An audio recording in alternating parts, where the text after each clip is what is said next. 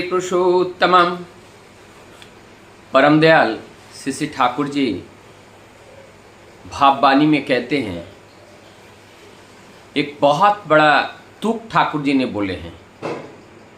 ठाकुर जी के हर वाणी में एक चाबी है जिससे बहुत बड़ा जो अलमीरा है वो खुल सकता है, और जिसके अंदर भंडार है ज्ञान का, भंडार है विद्या का, और भंडार है अनेकों जो हम नहीं जानते हैं उसके जानने के लिए जो साजो सामान है, ये सब कुछ वहाँ मिलता है। एक तुक बताते हुए ठाकुर जी कहते हैं, ईश्वर से प्रेम हम कैसे कर सकते हैं और ईश्वर के प्रति हमारा श्रद्धा कैसे बढ़ेगा, इसका क्या रास्ता है। बहुत सहज भाव से बोलते हैं कि संपूर्ण जगत का जो सृष्टि है ये उन्हीं ईश्वरीय तत्व उसी के अंदर है।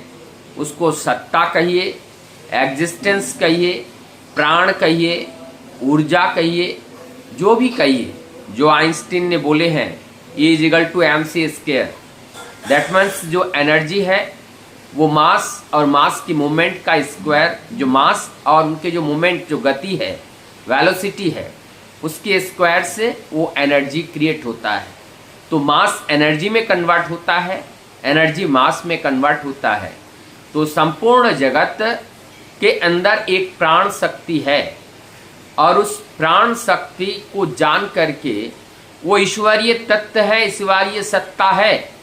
और ये समझ करके जब सबके अंदर हम ईश्वर को ही देखेंगे, सबके अंदर हम ईश्वर की उपस्थिति को ही, उनकी विद्यमानता को ही हम जब देखने लगेंगे, और ये सोच करके जब हम उनसे प्यार करेंगे, चाहे वह इंसान हो, चाहे वह प्राणी हो, चाहे वह पेड़ पौधे हो, चाहे वह स्थावर हो, चाहे वह जंगम हो, जो कुछ भी है सभी के अंदर प्रभु है और प्रभु की विद्यमानता है। ऐसा जानकर समझ करके साम्य दृष्टि भाव से सभी के अंदर ईश्वर की उपस्थिति का स्मरण करते हुए जब हम उनसे प्यार करते हैं, तब हमारी जो प्रेम है, हमारी जो भक्ति है, वो प्रभु के प्रति बढ़ जाती है।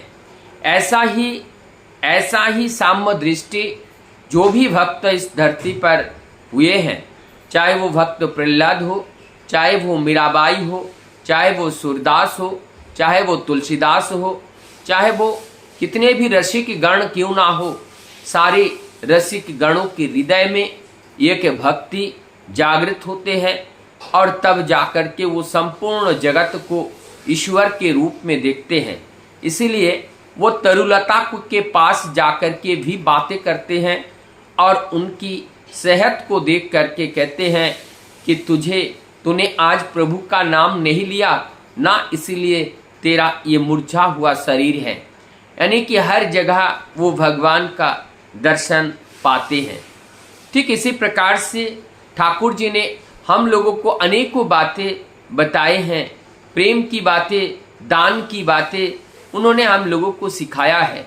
और दान का देखिए कितना अच्छा चमत्कार बात ठाकुर जी ने बोले हैं कि जब कभी कोई दान के लिए तुम्हारे सामने आते हैं, उपस्थित होते हैं, और अपने विनम्रता, शालीनता, उदारता और उसकी दीनता की भाव से जब तुम्हारे सामने आकर उपस्थित हो जाएं, जब तुम उनको दान दो, तो तुम्हारे अंदर कोई भी एक बड़प्पन के रूप में या मैपन के रूप में अहंकार आकर के खड़ा ना हो जाए। मैं दे रहा हूं ये सोच करके ये भाव तुम्हारे अंदर ना हो। ठाकुर जी कहते हैं उस समय तुम्हें अपने आप को अकृतज्ञ समझना चाहिए कि मैं कर्महीन, मैं कुछ नहीं कर सकता हूं, मैं कुछ नहीं करता हूं, कि जिन्होंने ये दान लेकर के हमारे अंदर दया का जागरण किया है, भक्ति का जागरण किया है, प्रेम का जागरण किए हैं, वो तो हमारे लिए गुरु के समान हैं, वो तो हमारे लिए सम्मान के पात्र हैं, हमारे लिए वो वंदनीय हैं। तो दान देने वाले व्यक्ति के अंदर भी ऐसे दीनता भाव होनी चाहिए, अहंकार का भाव स्पर्श ही ना कर पाए, अकृतज्ञता का भान करते हुए, और ऐसा समझना चाहिए सभी प्रभु का है।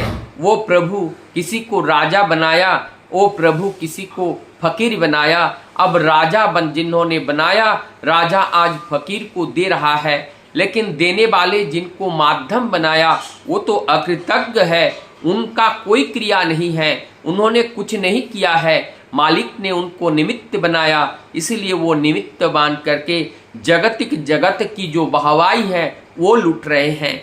लेकिन इस शरीर को उस वाहवाही से प्रभावित नहीं होना चाहिए, क्योंकि वो वाहवाही शरीर को नहीं, वास्तव में अगर देखा जाए जो शरीर के अंदर विद्यमान सत्ता है, ये वाहवाही उनके लिए है। लेकिन ये वाहवाही जिनके लिए हैं, हम उनसे छीन करके हम अपने आप में ले लेते हैं। हम वो वाहवाही भौतिक जगत के इस पंचाकृति देहों को दे देते हैं। यही हमारी गलतियां हैं, यही हमारी भ्रांतियां हैं। साधना के माध्यम से प्रभु भक्ति करके यही भ्रांतियां को दूर करने का नाम ही होता है साधना। और जब हम इस चीज को, इस वास्तविक तत्व को, वास्तविक सत्य को जान जाते हैं, तब हमारी अंदर की वो भ्रांतियां, हमारी अंदर की वो अज्ञानताएं दूर होती हैं। और जब अज्ञानताएं दूर होती हैं, हमारी अंदर दृष्टि का उदय होता है, जिस दृष्टि के द्वारा हम वास्तविक सत्य का दर्शन कर पाते हैं। और जब वास्तविक सत्य का दर्शन करते हैं, तब हम हमारी उनकी प्रति वो विश्वास बढ़ जाती है, और विश्वास की गहराई के साथ साथ भक्ति बढ़ता है। और भक्ति जब गढ़ा होता है, तब प्रेम आता है, और प्रेम की उस सरलता से जब हम उन प्रभु के चरण में अपने को सरेंडर कर देते हैं, तभी वो परमानंद का आशीर्वाद हमें प्राप्त होता है। तो आइए उस परमानंद के स्वाद को हम जानें, और जान करके प्रभु के इस कार्य में हम संलिप्त हो। ठाकुर जी ने एक और बात मुझे याद आ रही है, बहुत सुंदर व्याख्यान किए हैं कर्म के बारे में। ठाकुर जी बोलते हैं, इस कर्म करने वाले लोगों को 4 श्रेणियों में रखा गया। जो व्यक्ति जितना कहते हैं और उससे ज़्यादा करते हैं, ठाकुर जी उसे प्रथम श्रेणी में रखे हैं। और जो जितना करते हैं और उतना ही बोलते हैं, उसको द्वितीय श्रेणी में रखा है। और जो बोलता ज़्यादा है, करता कम है, उसको तृतीय श्रेणी में रखा है। और एक चतुर्थ श्रेणी में, जिनमें बोलने में भी आलस्य हैं और करना तो दूर की बात, वो नहीं करते हैं, उनको ठाकुर जी ने अधम कहा है। अधम कहा है कि उनके लिए कुछ भी नहीं हो सकता है। तो ये जो कार्य करने की क्षमता के आधार पर जो 4 श्रेणी के बने हैं, ठाकुर जी कहते हैं जे इसमें से केवल द्वितीय श्रेणी के लोग की मात्रा ज़्यादा देखने को मिलता है, लेकिन प्रथम श्रेणी के लोग ये कि बहुत ही विरल है। अधिकांश तो तृतीय श्रेणी का है, लेकिन इसमें से जो थोड़ा उन्नत की ओर जाते हैं, वो द्वितीय श्रेणी का परिचय देते हैं। तो हम इस तरह से अपने कर्तव्य से, अपने क्रियाकलाप से, जैसे सत्कर्म के माध्यम से हम ऋषित्व को प्राप्त करना चाहते हैं, ठीक ठाकुर जी ने ये चतुर्थ कर्म जो श्रेणी बताए हैं, हम प्रथम श्रेणी में रहने के लिए प्रयास करेंगे, जिससे हमारी प्रभु की चेहरे पर एक मुस्कान आएगी। उनकी इच्छा जब पूरा होगा, तब उनके हृदय में एक आनंद की अनुभूति होगी, और उनकी आशीर्वाद हम मूर्त करने में सफल हो पाएंगे। और जब प्रभु की बात को एक भक्त पूर्ण कर पाते हैं, अपने गुरु की बात को, तो इससे ज़्यादा प्रसन्न चित्त और क्या हो सकता है, और इससे ज़्यादा लाभ जीवन में क्या हो सकता है।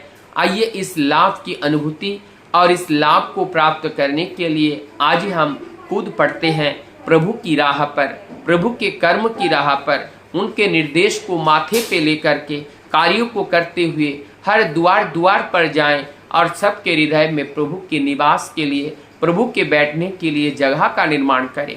जब हर घर में प्रभु रहेगा, हर दिल में प्रभु रहेगा, तब एक शांति, एक अमन चैन इस घर में नहीं, उस शरीर में नहीं, उस परिवेश में नहीं, उस देश में नहीं, संपूर्ण जगत में ये आनंदमय परिवेश का एक जागरण होगा, नव जागरण होगा, नव चेतना होगा, नव भाव होगा, नव युग होगा। और ऐसे युग में हम लोग निश्चिंत होकर अपने प्रभु भजन कर सकते हैं। वंदे पुरुषोत्तम।